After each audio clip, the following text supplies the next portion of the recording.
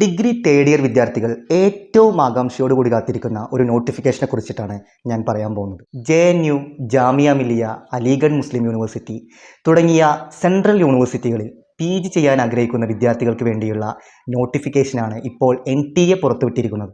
അതെ, കഴിഞ്ഞ 3 വർഷത്തോളമായി ഏറ്റവും ട്രെൻഡിങ് ആയി നടന്നുകൊണ്ടിരിക്കുന്ന CUET PG എക്സാമിനെ കുറിച്ചിട്ടുള്ള നോട്ടിഫിക്കേഷനെ സംബന്ധിച്ചുള്ള വിവരങ്ങളാണ് ഞാൻ പറയാൻ പോകുന്നത്. MA, MCOM, MSc, MBA തുടങ്ങി ഒട്ടുമിക്ക PG കോഴ്സുകളും സെൻട്രൽ യൂണിവേഴ്സിറ്റികളിൽ അവൈലബിൾ ആണ്.